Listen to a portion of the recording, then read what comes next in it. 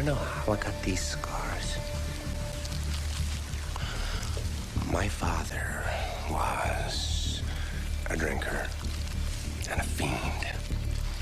And one night, he goes off crazier than usual. Mommy gets the kitchen knife to defend herself. He doesn't like that. Not one bit. So, me watching, he takes the knife to her, laughing while he does it. He turns to me, and he says, "Why so serious?" He comes at me with the knife. "Why so serious?" He sticks the blade in my mouth. Let's put a smile on that face. And... why so serious?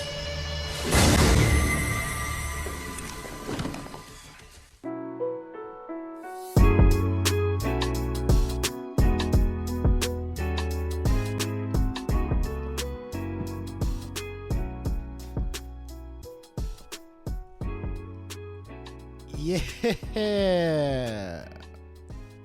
What is up?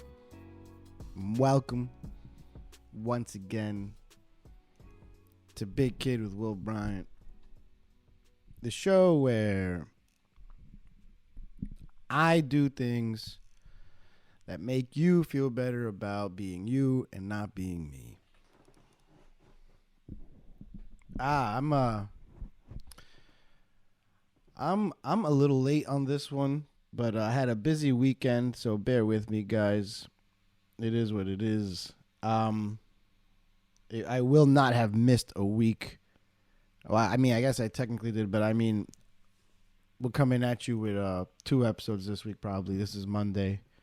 This will come out Monday, and then I'll probably hit you up with another one this Sunday.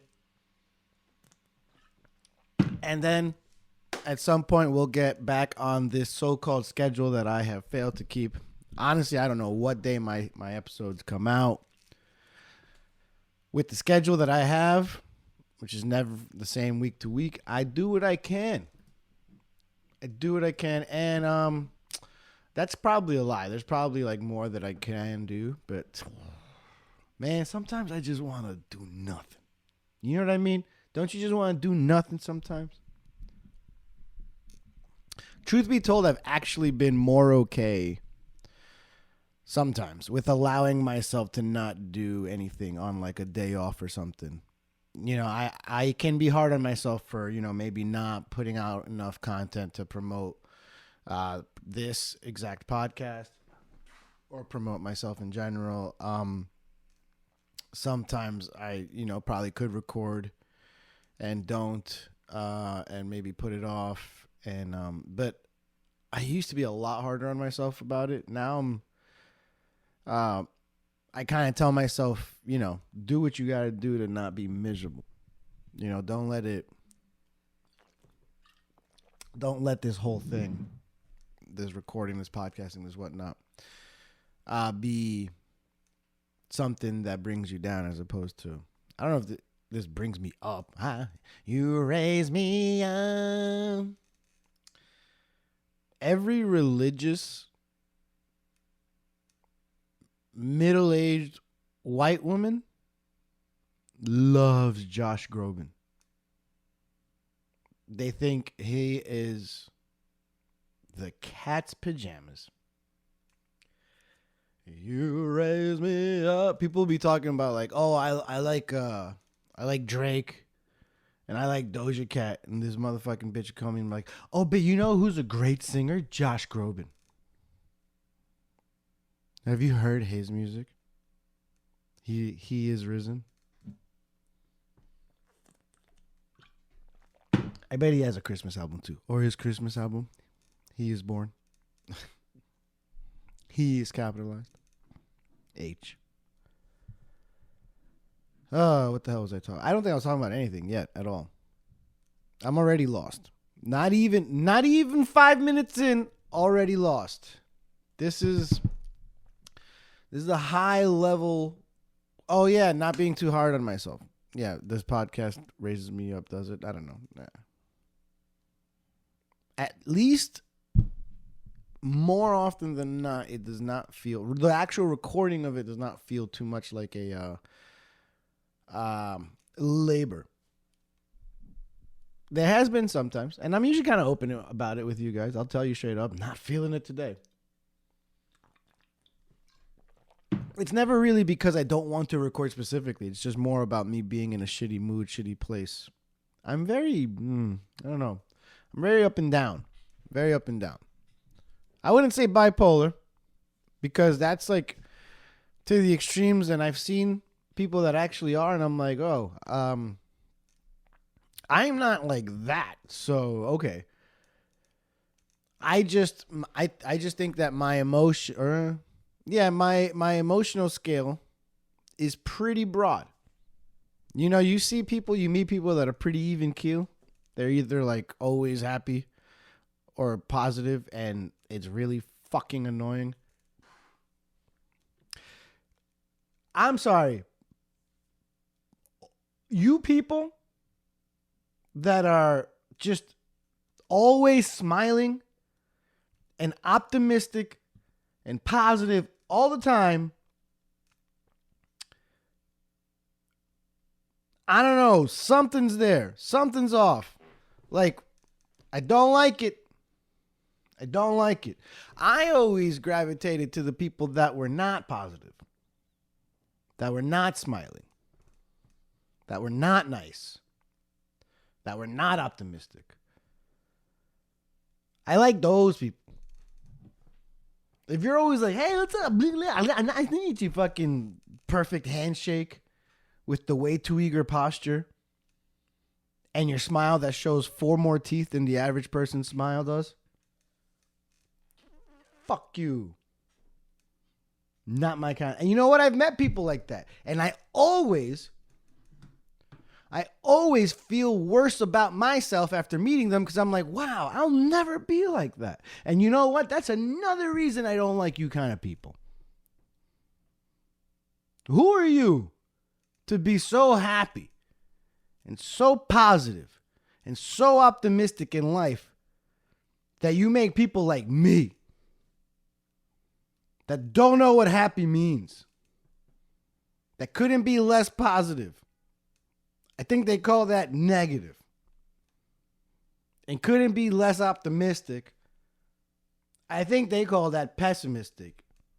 And a pessimistic person's response to that is always, no, I'm just a realist.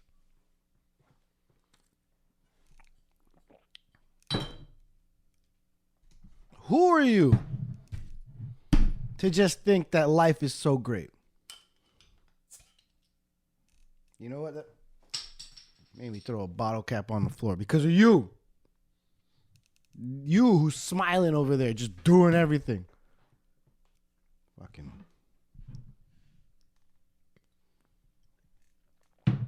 Why is this episode a little bit late? Let me talk to you. Yeah. Let's see. I had off on Wednesday. I thought I could maybe do a early episode and just release it on like Thursday, but I do also record my fantasy football podcast for my idiot friends. Some of those episodes have been getting nice downloads, by the way. I swear to God, I truly think that just because 2 of my episodes included one blatantly said the Taylor Swift effect, and the other one said Travis swiftly traded. Though 100% those episodes were downloaded a little bit more because of Taylor Swift. So I have actually felt the Taylor Swift effect just in the slightest. But I digress. What was I talking about? I just cracked open my second beer, so I'm not drunk yet. I did just smoke a joint, but I'm usually pretty good about that. But I'm feeling a little loopy. Maybe it's because I drank a Bex, and I haven't drank Bex in a long time. Oh, I remember Dude, I remember being 21. So my birthday's on Christmas for y'all that don't know me. And I remember the day after I turned 21, so December 26th, I went to my local bar for the first time. I was still living with my parents. And I walked down a couple of blocks to the spot called the man, I'm going to this day, I'm not even sure how to pronounce this. The Leitrim pub? Leitrim? Let's see. I bet I could find out how to pronounce it right now. Leitrim? I remember I met someone there that used to call it Litrium. And I'm like, that's definitely not it. I'm not sure if I'm saying correctly, but that's definitely not it. I love that the second thing that Google suggests is how to pronounce it. Yeah, because I'm an idiot. And you know most of us are. So, let's let this ad play on mute before I get educated and enlightened to how to pronounce a bar that I went to 14 years ago.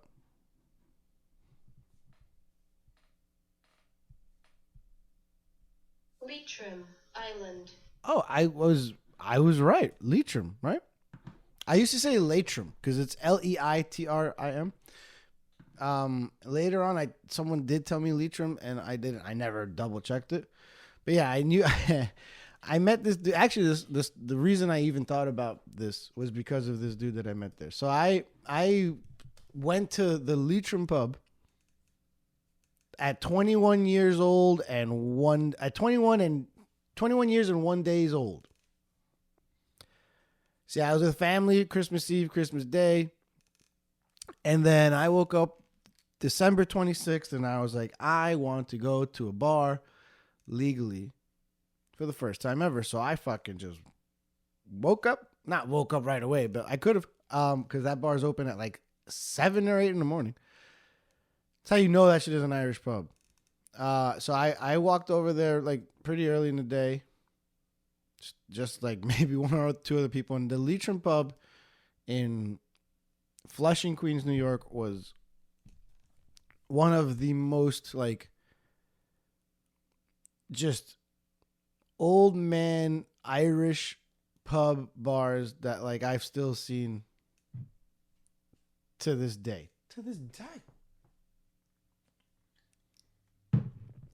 I was always way younger than everyone there, but I became a regular there. And I became friends, or at least, I knew I ended up getting friendly with a lot of people there.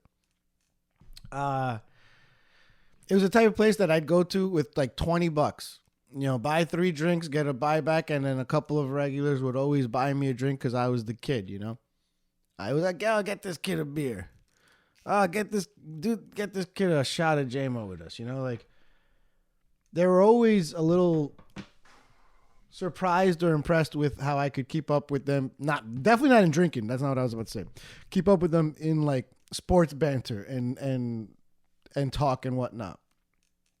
Even with like some older stuff that they would have thought was before my time, which it was, but I just, was a little, educated about it. So that's what really helped me ingratiate with that crew. But there was one regular from the Litrium, the Leitrim pub, that was very different from everyone else, and it was this Asian dude that I ended up becoming like friends with for a while there. His name is Nick. He used to do, I don't know if he still does it, but he used to produce hip hop beats. And his producer name was Nick Nash. And the reason that him and me got cool is because we were like quite literally the only 2 regulars of that bar that even fucked with hip hop at all. Everyone else is like, Eric Clapton and Led Zeppelin type of stuff, And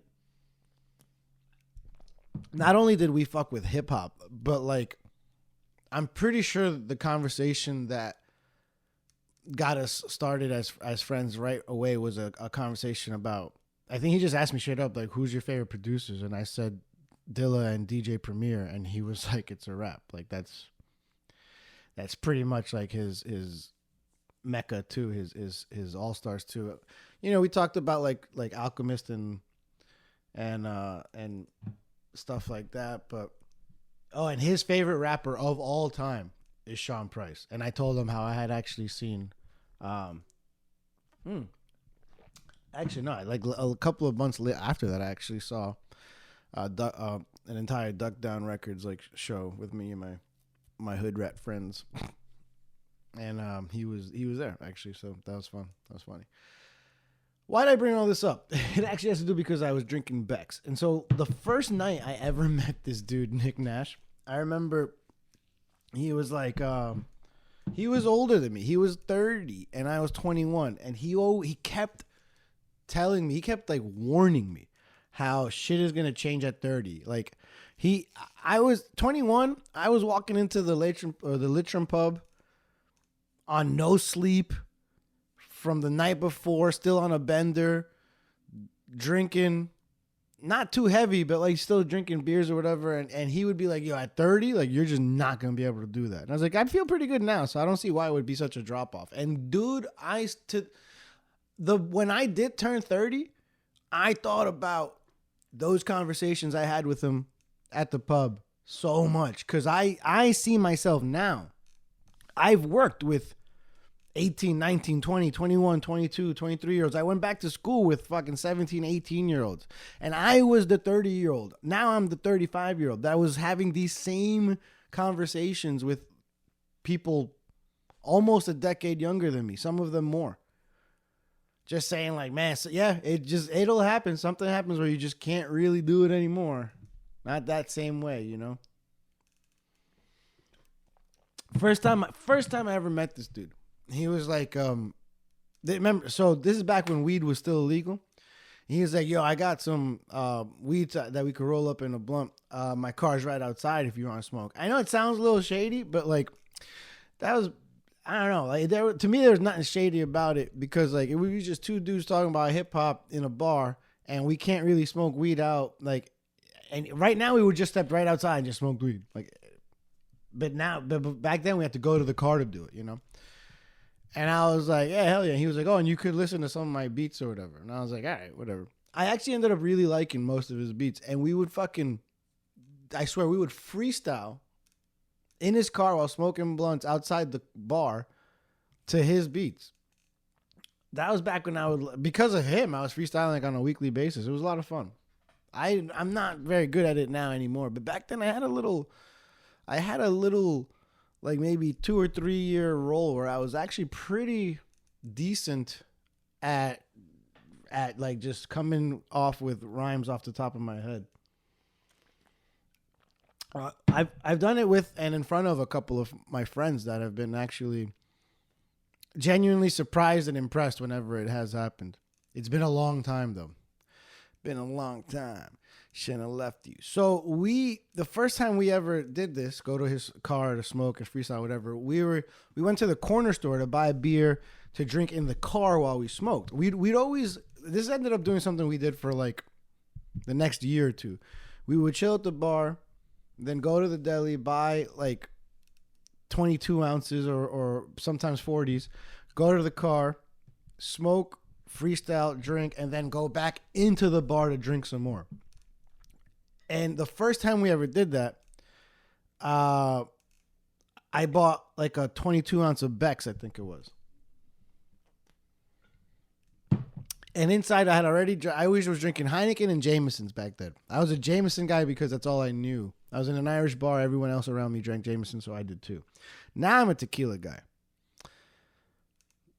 But I was drinking Jameson back then. So I already had a couple of shots in me, a couple of beers. Remember, I'm 21. So definitely not a seasoned drinker.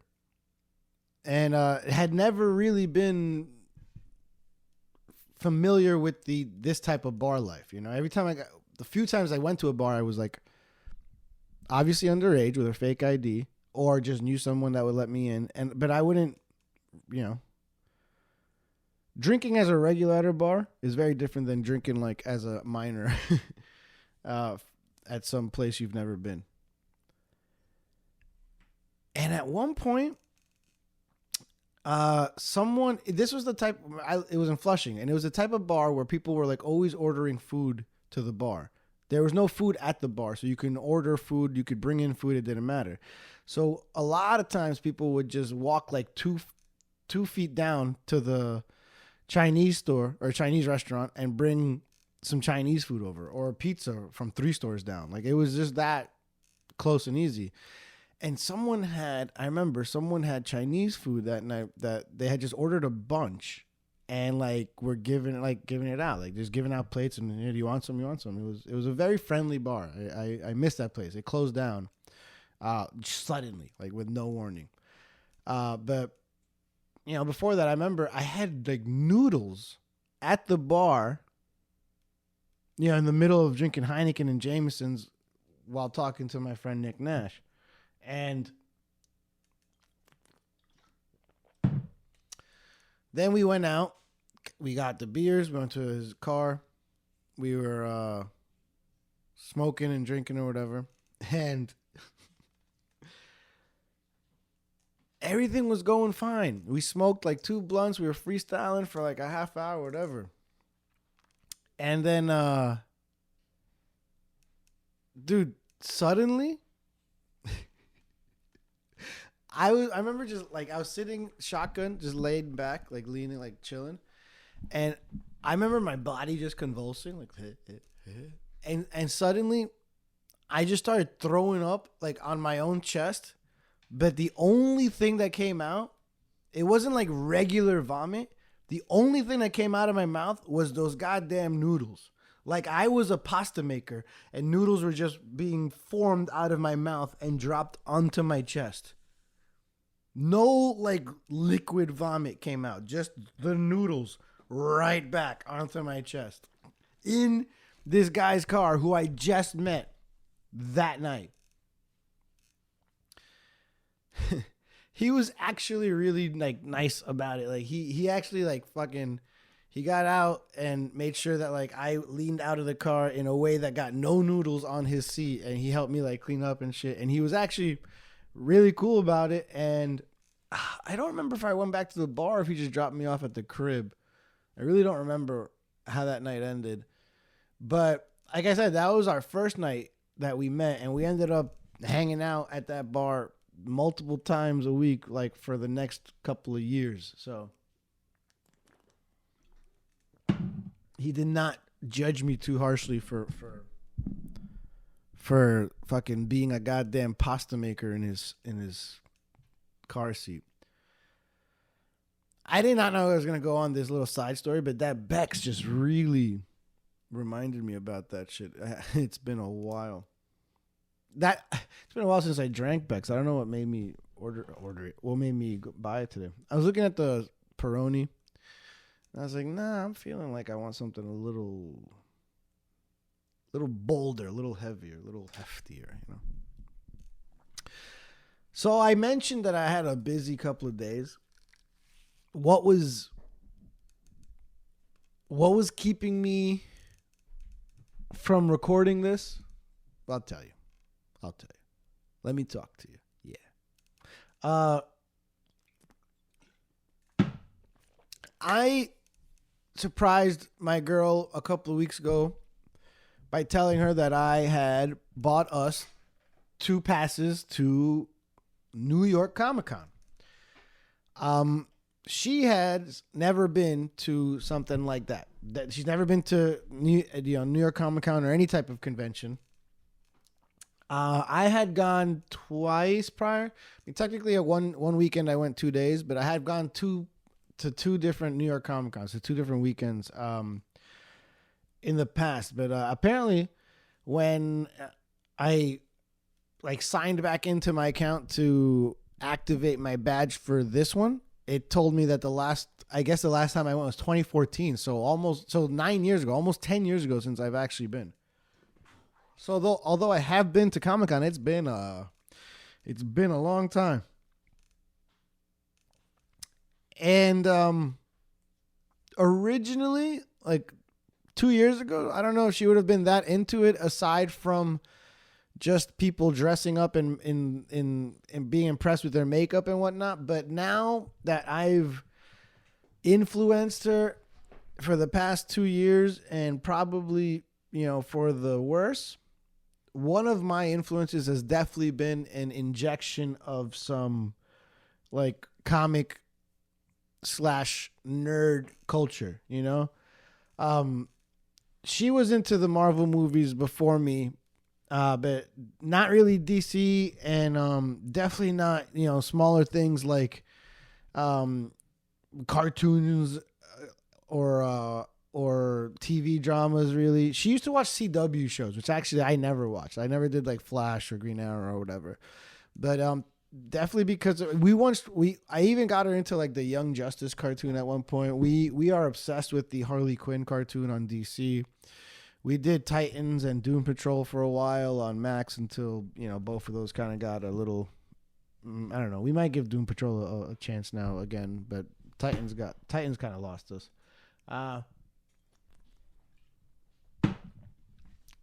And she's huge into makeup and cosplaying. I thought she would just be very impressed with the how hard and how in detail people go with their costumes, and I thought that now that she has more of an appreciation for more than just Chris Evans as Captain America and Tom Hiddleston as Loki, although those are still her her top two.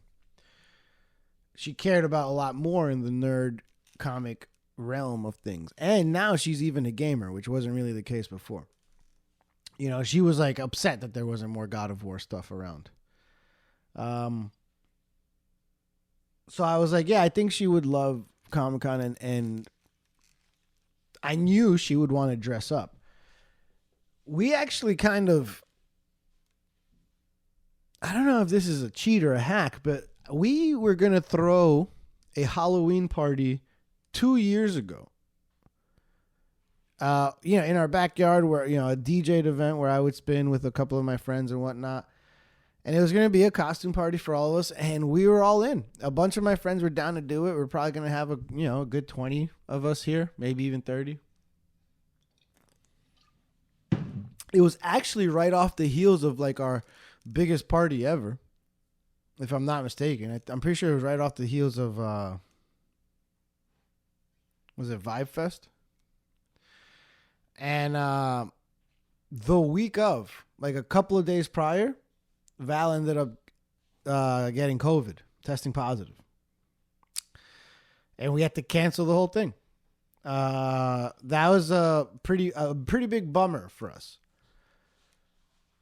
We had actually bought costumes for the event, for the party already. And because we canceled the event, we had, or at least she had some accessories, but I had basically an entire costume in my closet that I never did anything with, never wore or never used. And that costume was a joke. It was more a suit that I bought on Amazon. I didn't exactly buy a costume at all. I bought just a suit on Amazon, a purple suit. And we were going to be Joker and Harley for that party. Fast forward, 2-3 years later, and I buy us these passes to Comic-Con, and it just seems so easy that since we already have so many things for this costume we never were able to use, let's finally be Joker and Harley, and this time instead of just a party in our backyard, it'll be at fucking Comic-Con. The cool thing is, like, since the first time we wanted to be Joker and Harley to now, we're both like way more into those characters than we ever were. Like I said, we're pretty obsessed with that Harley Quinn cartoon on HBO Max. It's there. I think we just finished the 4th season. That and Peacemaker are probably the two best things that ever happened in the DC EU before this James Gunn reboot.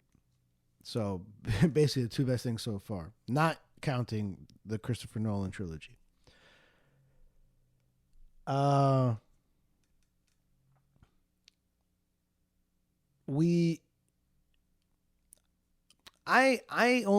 knew I had most of the outfit, but like I swear to God, the day before, 2 days before, I ordered a couple of accessories on Amazon, and they arrived the day before Comic-Con.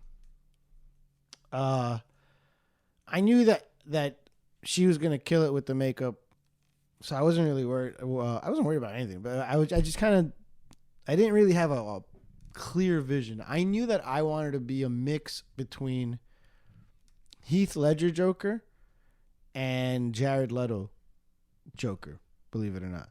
I know the Jared Leto Joker gets a lot of hate, but there's some aspects of that Joker that I enjoy. I like the idea that Joker can be a flashy rock star kind of version of himself, and not always,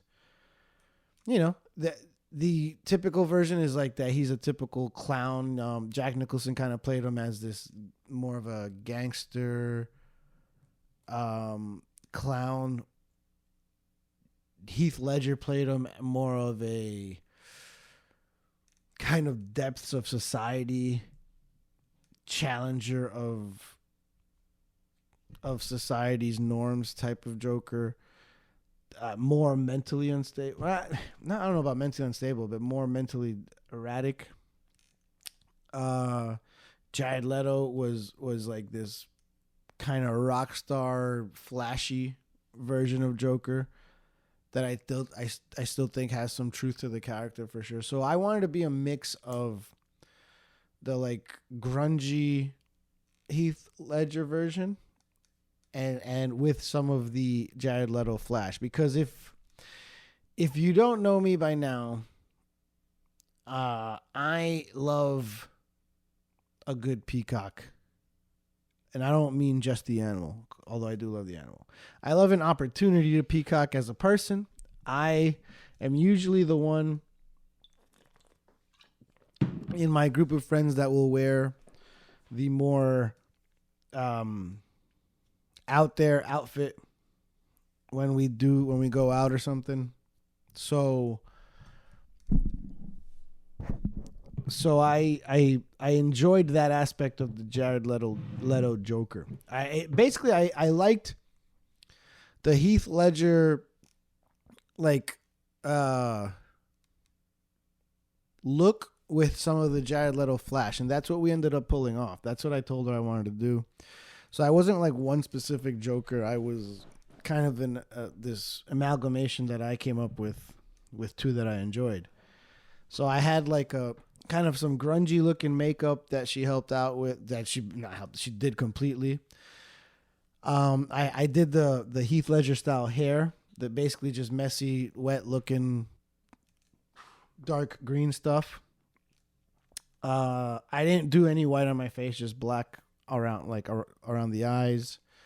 But then the Jared Leto aspect of it was I had some like jewelry. I had a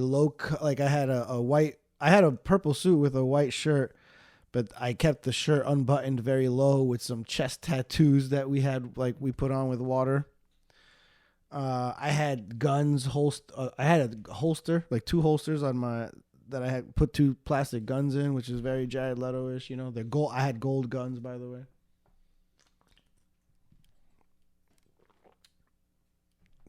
So it was fun.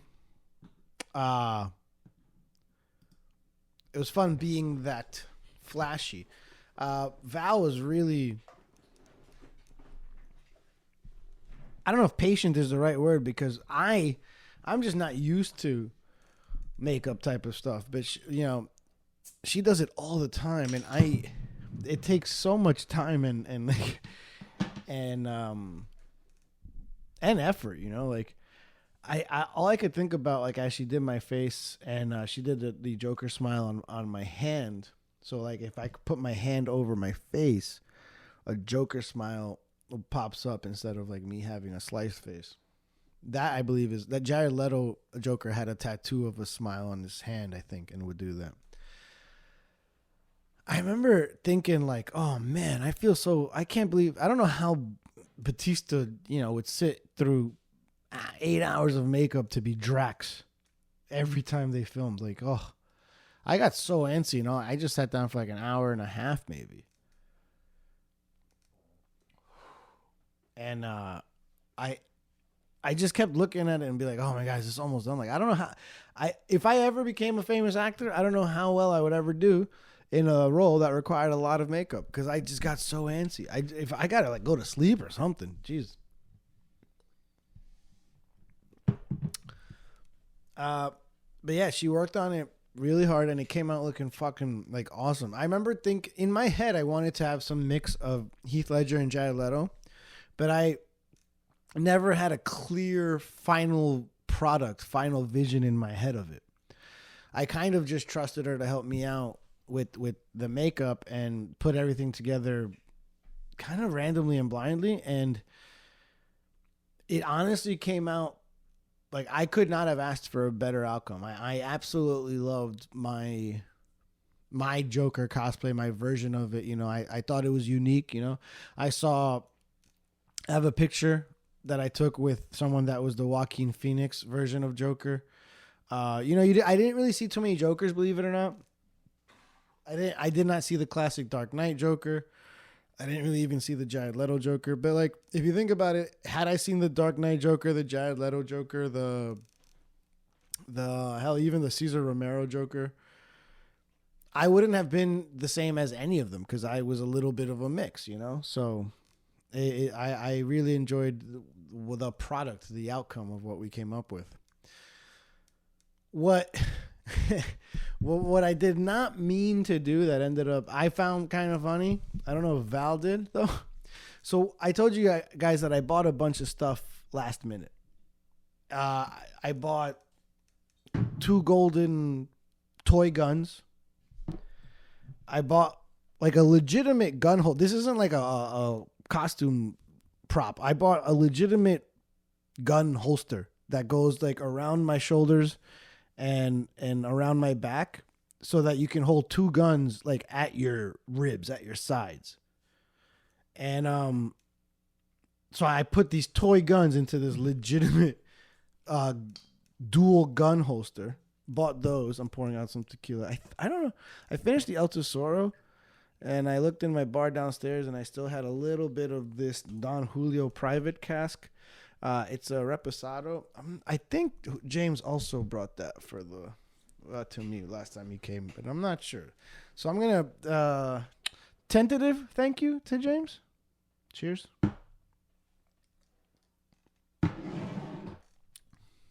That's not bad. And if someone else brought that to the party, my bad for giving James a thank you. So I bought these guns, toy guns, holsters, some like fake jewelry, like some gold chains, bracelets. Trying to think of any. I know there's one last item that I bought that I'm saving, but I think those are the major things I bought. But then the big thing that I bought, not really big, but probably the most important, I didn't have proper footwear for this outfit. And I wanted to find something flashy, but that I could walk around in for a long time because it is Comic-Con. So I literally just typed in flashy sneakers on Amazon. And look, I'm not spending a lot on this, dude.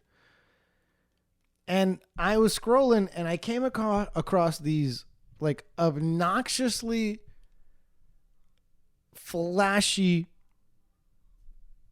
shiny, golden sneakers. Like with gold sequin for, I swear, like $33. And I was like, bingo. It would arrive in a day. Which is good because Comic-Con was in 2 days. And that was the item I was most worried about because I was like, if I try these on and they suck, then I have to wear like some lame black New Balances as the Joker. And what the hell? That's going to look so lame. I tried them on, and I ordered them a little bit. They didn't have half sizes, so I just went bigger as opposed to like smaller, because no way. And they were pretty big, but they worked, baby. They worked. And I had these like flashy ass gold shoes. Actually, hold up. All right. I figured why just talk about them? Why not show these loud peacocking monstrosities? Oh, yeah. Just a little motivation for you guys to watch on YouTube. Look at that.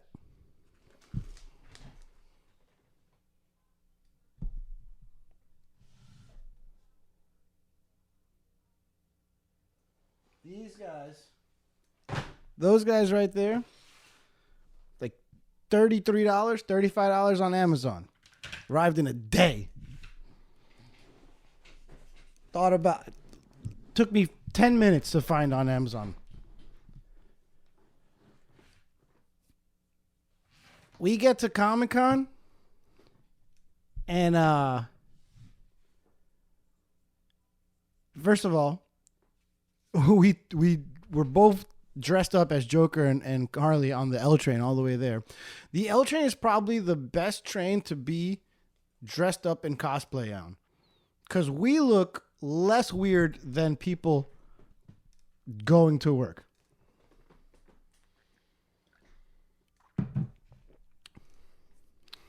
Dude, Diplo just threw a fucking party on the L train. Literally. You think me and my girl dressed up as Joker and Harley is going to faze anybody? Nah. We walked to the Javits Center, and yeah, I loved just watching her. She realized like how big the place, like she knew the place, but she didn't know that Comic-Con was like basically took over the whole building. And it was pretty dope. We did not have to wait on the long line because we didn't have to do will call. That was also awesome. That was also awesome. We get in there and we just start walking around. We just started doing it, feeling almost a little lost at first, but even me who had been there before, I was like, I haven't really done this in a while. Let's just fucking walk around. And what was awesome is that we definitely got stopped a bunch of times for people that wanted to take pictures with us because they loved our cosplay. We got a lot of compliments. I 100% noticed that a lot of the women that I guess also have an appreciation for makeup and I guess the specifics of cosplaying as a woman would go up to Val and compliment her. Truthfully, I believe she got more requests for pictures throughout the day than I did. She did a really great job with her makeup and her outfit, and she had the mallet. She basically was Margot Robbie, Harley Quinn from The Suicide Squad with John Cena and Idris Elba, but instead of a bat or the javelin that she had in that movie, she used an old school Harley Quinn mallet. So again, another little bit of a mix, I guess, of things. And she got a lot of requests for pictures, and I know she loved that. I genuinely was very happy every time that someone would compliment her, or if they complimented me, specifically like the makeup or the look, they were complimenting her. But I enjoyed that too, obviously, because I love all the attention, but I enjoyed that she was getting, I've seen her work so hard on her makeup, and this is like the first time, dude, she gets complimented for her regular makeup by women on the street. Like, I've seen it, but this was like the first time I've seen her like get real life recognition and gratification for more advanced makeup looks. This is Joker and Harley Quinn. This isn't just some really elaborate eyeshadow that you're doing, So it was dope. it was obvious. It was definitely appreciated at Comic-Con. So that was cool to see. Here's the thing, though. I said that I'm positive she got more photo requests. Like, people wanted to take pictures with her. We got pictures for, can I take pictures with you guys? But more people wanted.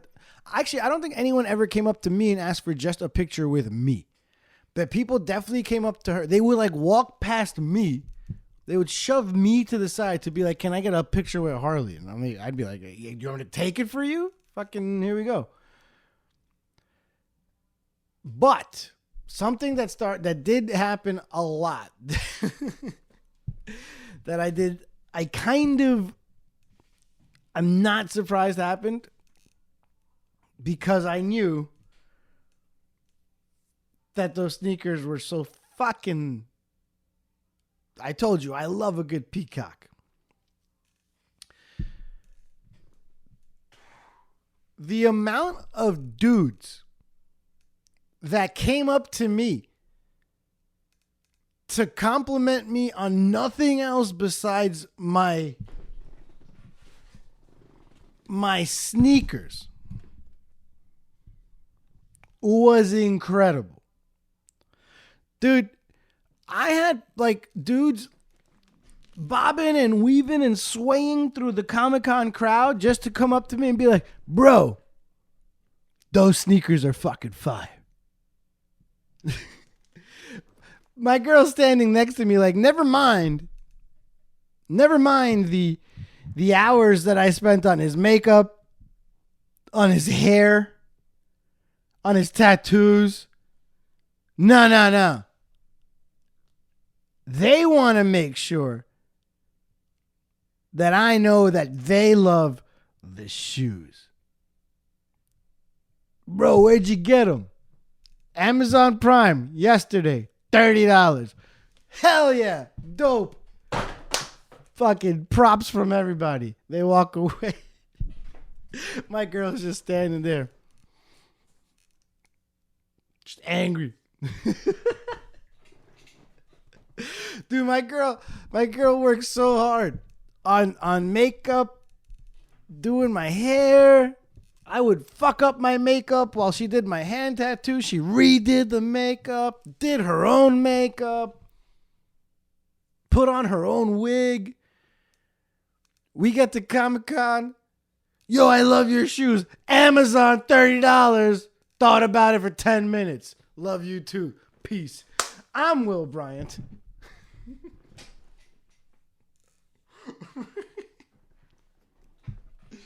Oh my God. Do you know what it is? Do you know what it is to know that both of our looks were completely created by her, who spent hours doing it, and then having someone shove her to the side to be like, bro, dope kicks?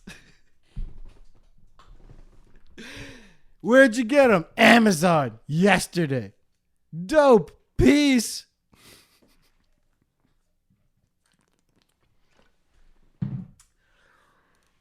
That's the thing, though. That's the thing, because she like would shake her head, but we couldn't.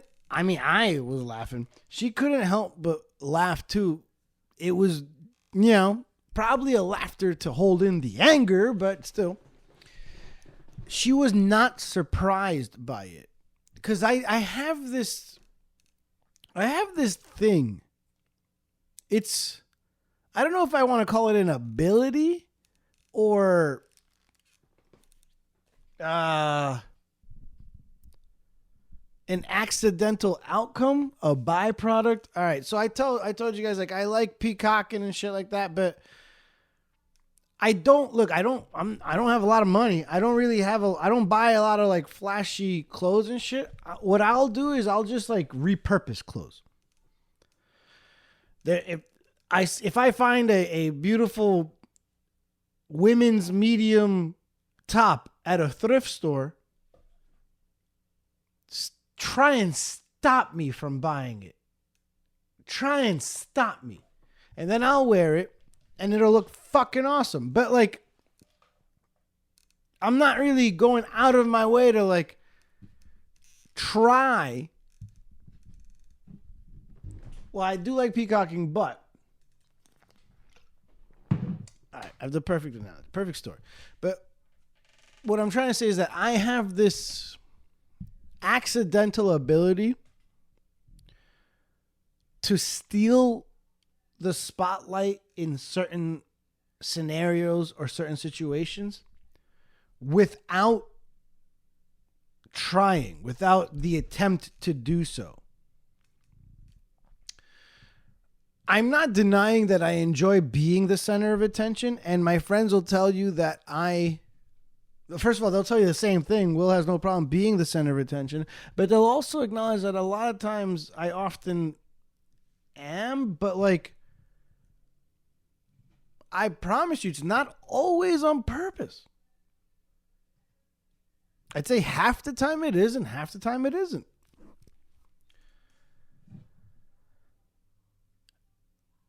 I've had this thing with my girl throughout our relationship where I accidentally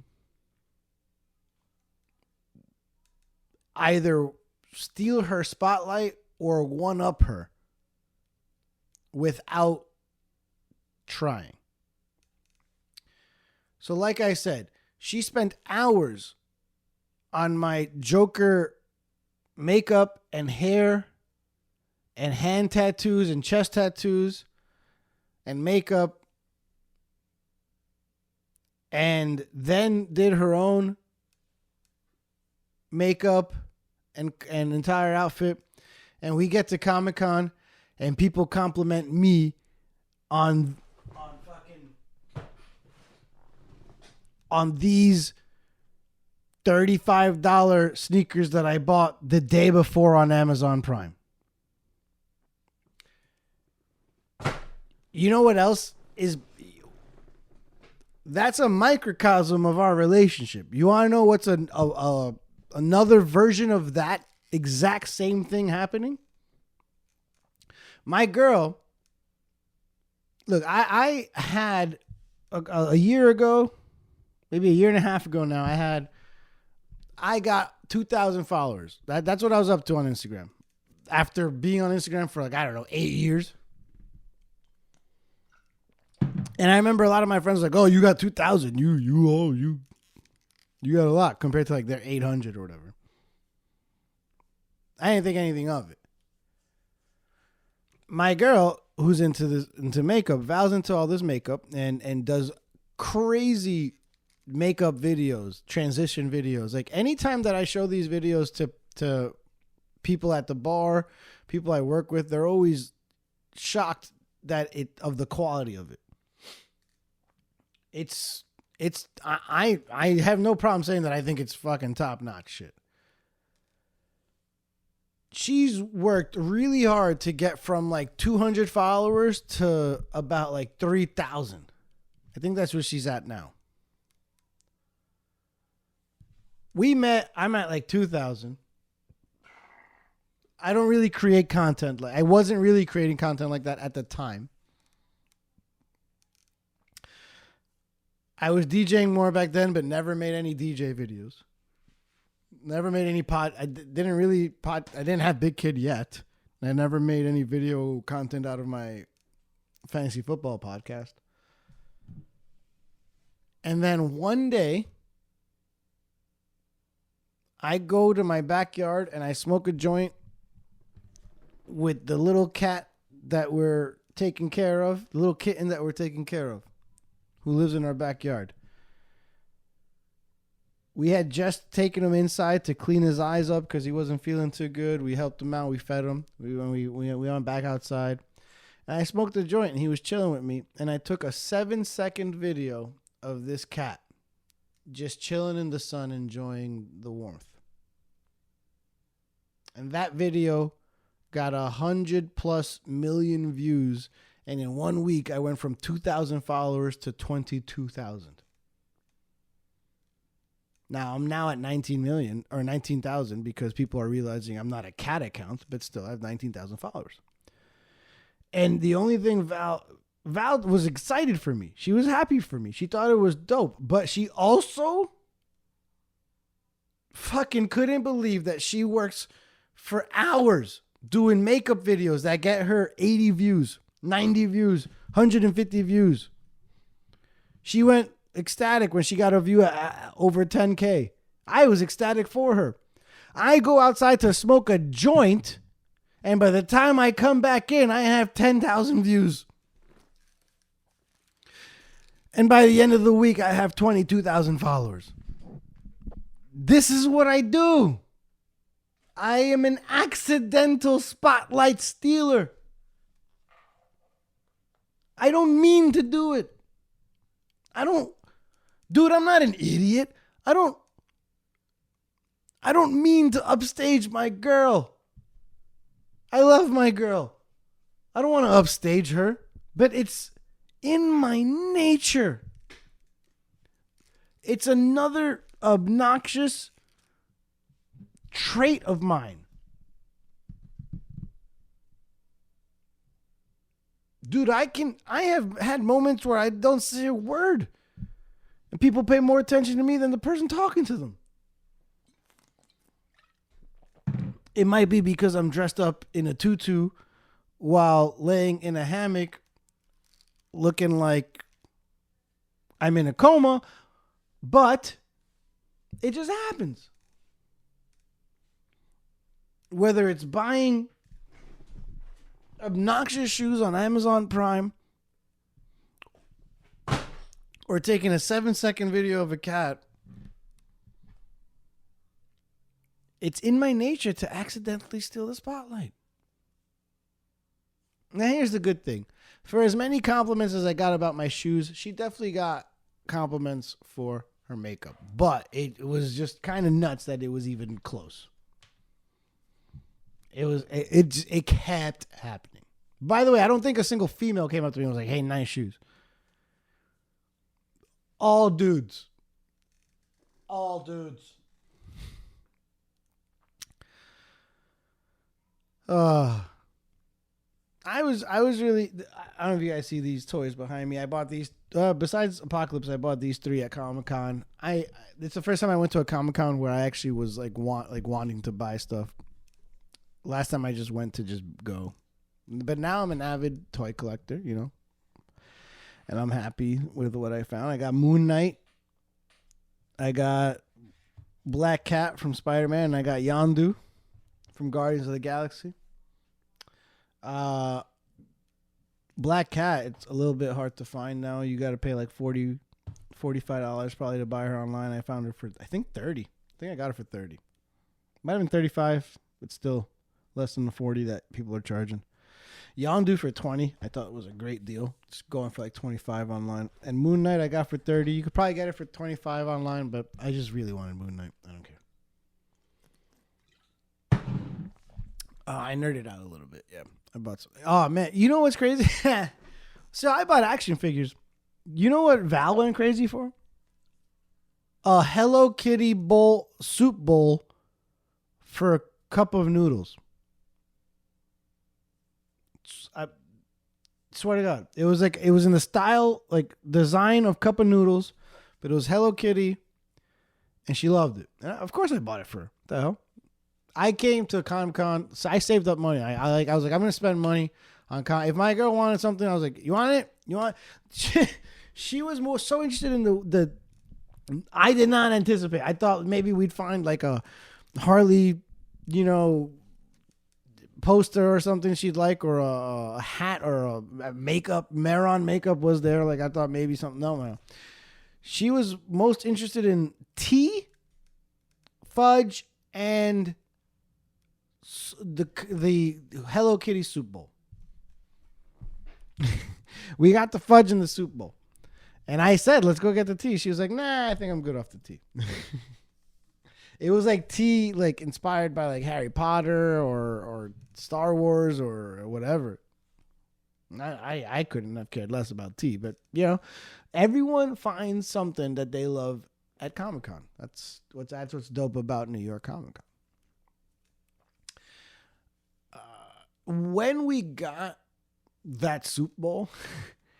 As I was paying for it, I saw that at the feet of the cashier that was ringing us up, there was this opened package that, like, I guess someone had opened the package and taken the product with them, and it was a Bob's Burgers like logo on it, and me and Val both love Bob's Burgers, and I leaned in, and it said Coochie Kopi like plush or something like that, and I was like, wait a second, is that a you guys have a Coochie Kopi like product here?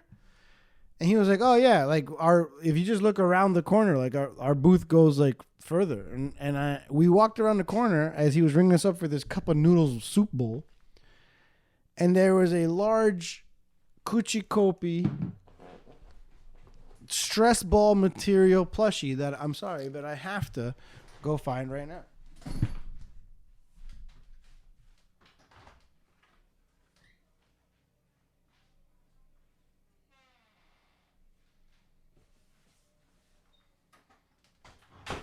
All right, I'm back. That wasn't very long at all.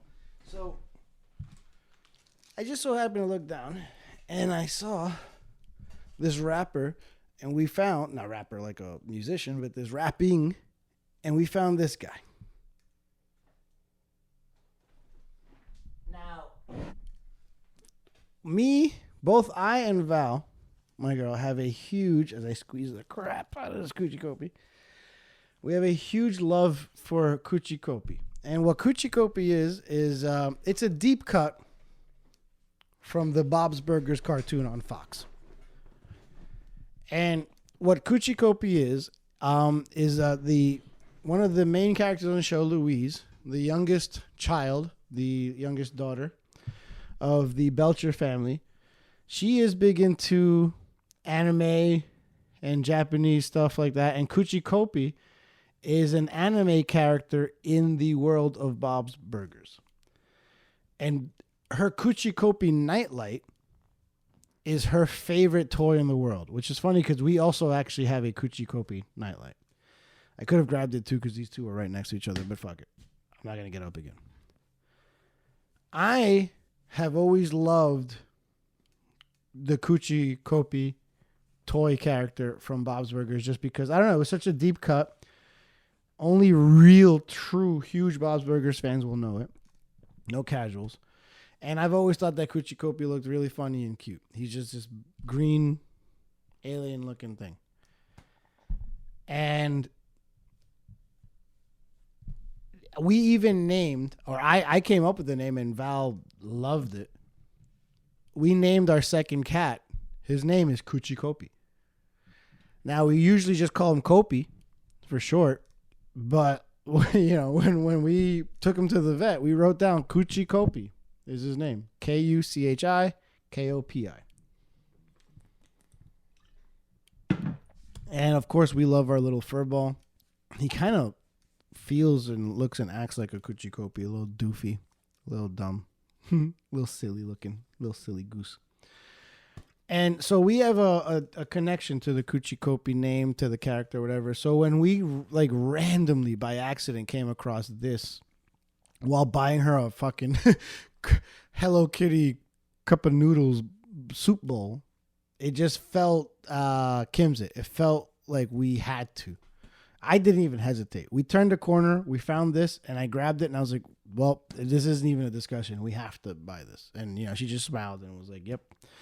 And this, even though I have, you know, I bought 3 action figures back there. She bought her soup bowl. This, me personally, this is probably my favorite purchase from the weekend from ComicCon, just because I love Bob's Burgers. Bob's Burgers has brought me so much, like just joy in my life, to be honest with you.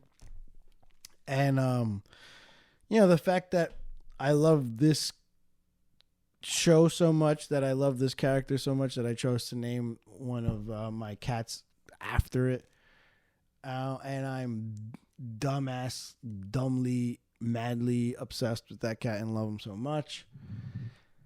But yeah, I'm so happy that we came out with this, and that's kind of some of the beauty of Comic-Con. Like, did we think we were gonna walk out there?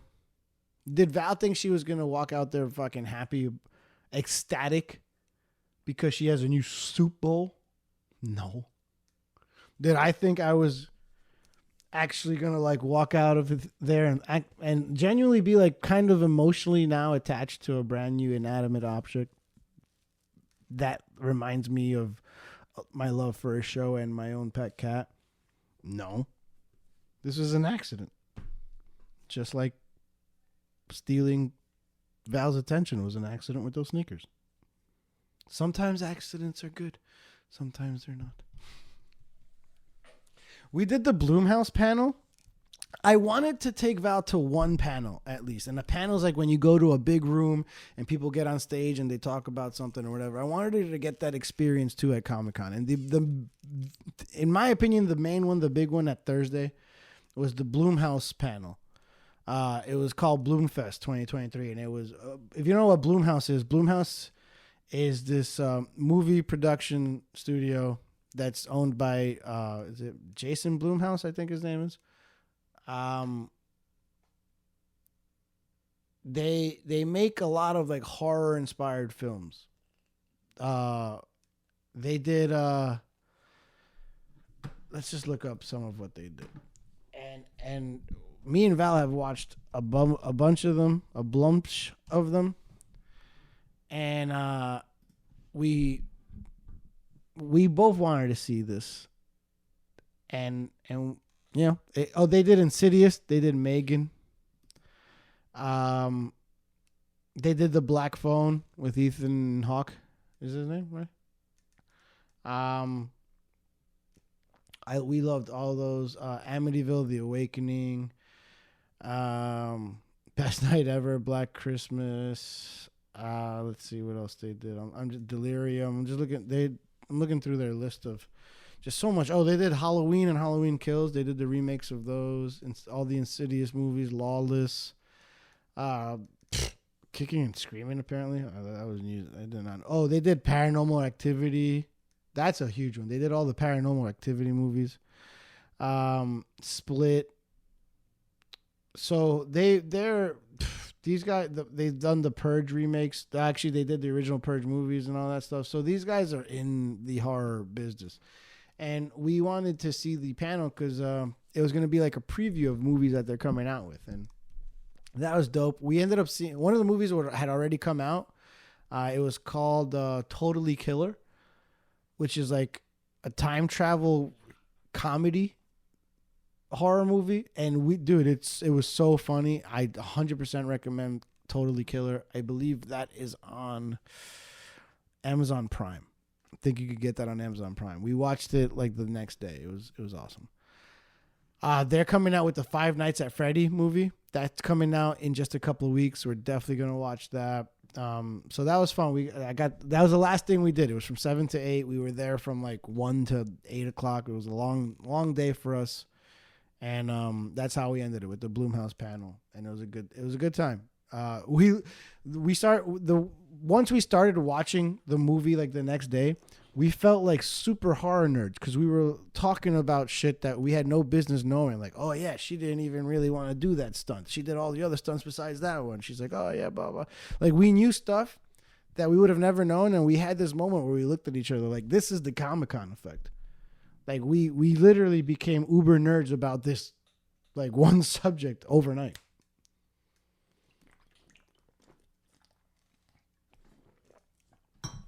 See, we were out. We were feeling brave. We were feeling energetic, and our friends said that they were going to some show at the Brooklyn Mirage that night for Ganja White Night. And neither I nor Val are very into that type of music. And if you don't know what that type of music is, it's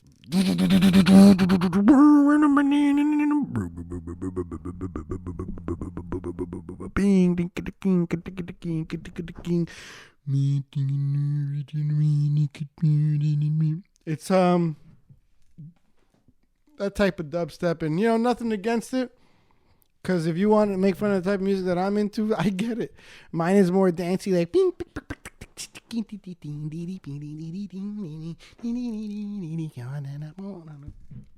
I don't know.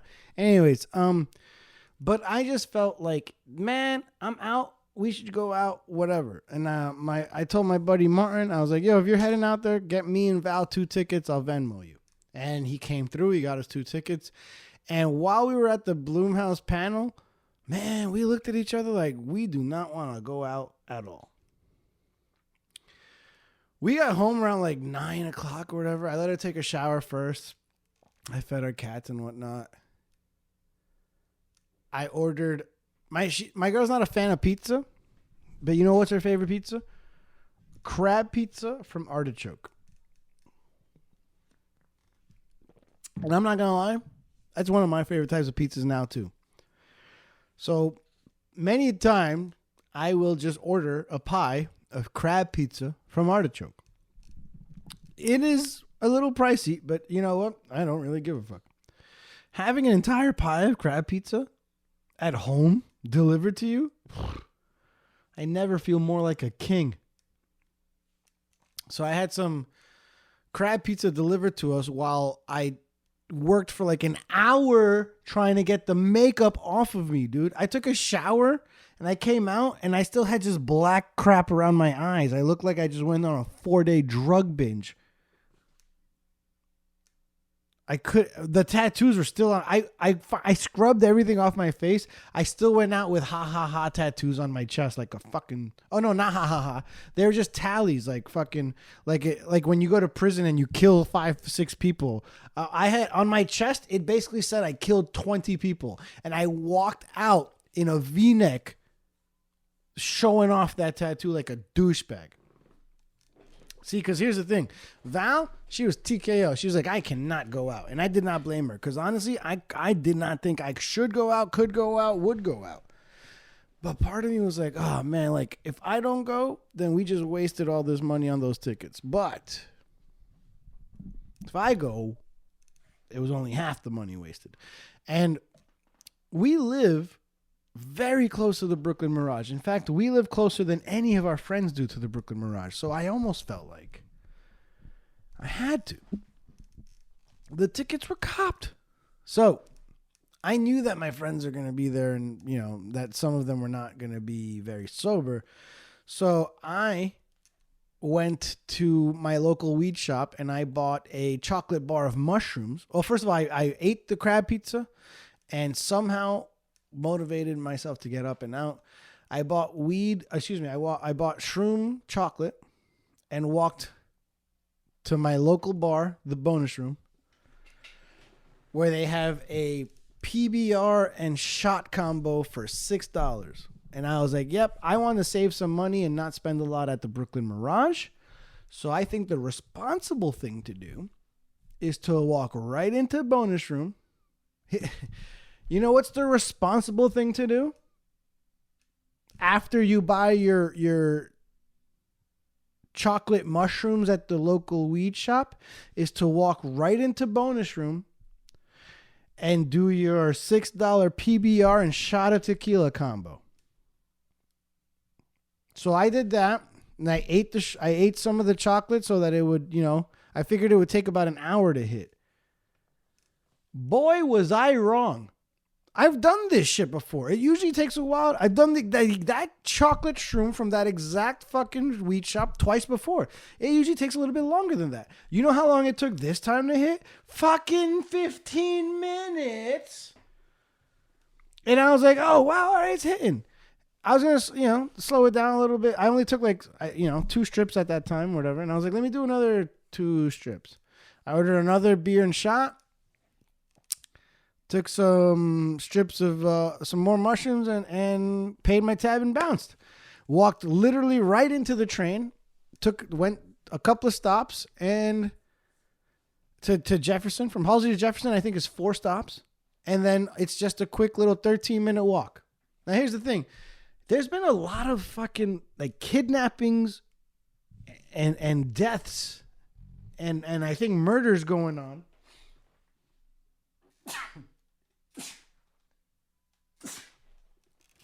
with people walking around that area. It's usually when they leave the club late at night. Val, my girl, she was like, be careful walking there, because of what's been going on. I'm like, yeah, of course. So, of course, I go on this like 15-minute walk from the Jefferson Street station on the L train to the Brooklyn Mirage. And I do it while projectile vomiting the entire time. Those chocolate shrooms did something to me, man. Because I've taken 2 beers and 2 shots before. It don't do that to me. But I was walking around, looking around for these kidnappers and these rapists and murderers. And every now and then just projectile vomit. But it wasn't this type of vomit that would just knock me out. I was good. I was still walking. Every time that I projectile vomited, I had the same thought go through my head. I was like, oh, good. I got the last bit out. And then I take another couple of steps and then projectile vomit. I look around, no kidnappers, no rapists. And I'd be like, all right, God, good. Now I got the last bit out. Walk a little bit more and then more projectile vomit. Look around, no kidnappers, no rapists. Got the last bit out. Walk a little more. You get the fucking gist of it, man. I don't know what the fuck was wrong with me, man. Oh, I do know exactly what the fuck was wrong with me. I did chocolate mushrooms and I did 2 shots of tequila and 2 PBRs. Here's the thing. I ate more chocolate on the walk there. I projectile vomited and I was like, well, I'm going to fucking probably need some more. That's not how it works. But either way, I did it. Ate more chocolate. I only planned to eat half of the bar. I looked down, there was 2 pieces of chocolate left in my hand because that shit is broken up into cubicles, little fucking cubes, rows and cubes. I was going to do like 3 rows. I did like 5.5 rows. I looked down and I thought at this point that I was doing the responsible thing as I projectile vomited and ate chocolate shrooms. I threw the last 2 cubes of chocolate shrooms into a nearby dumpster and was like, that's it, Will. Time to be responsible.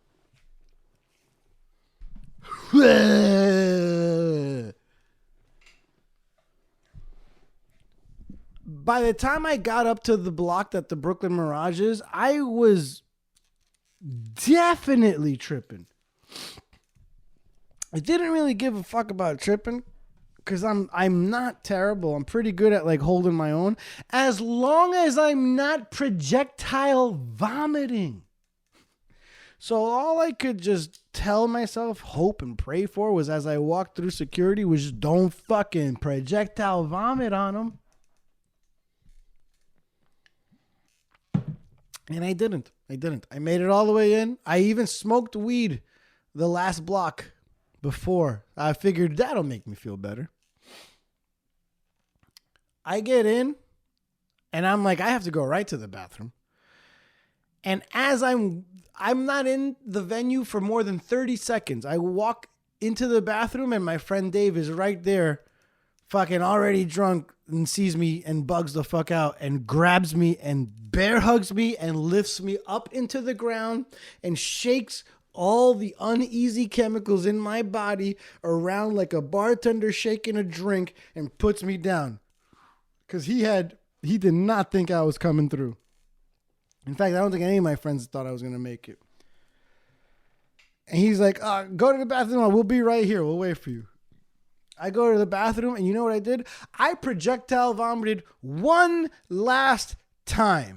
One more time. You know what I did? I projectile vomited one more time. Daft Punk style. One more time. I projectile vomited in that toilet, walked out, and tipped the bathroom dude because I was taking a lollipop from him. And I got that lollipop because I was like, I can't go out there fucking smelling like projectile vomit for the past 5 blocks. Little did I know, all of my friends for some reason also had a lollipop, so it looked like I was just part of like their group thinking, I don't know. Everyone had a lollipop. I don't know why. I didn't ask why. You want to know why? Because I was tripping balls. I got there. I barely said a word to anybody. I remember when my friend Chanel was like, you look so bored. And I'm like, well, I'm tripping on shrooms. She's like, oh, okay. Cool, so you're a fan? And I'm like, nah, not really. But I'm here. Fuck it.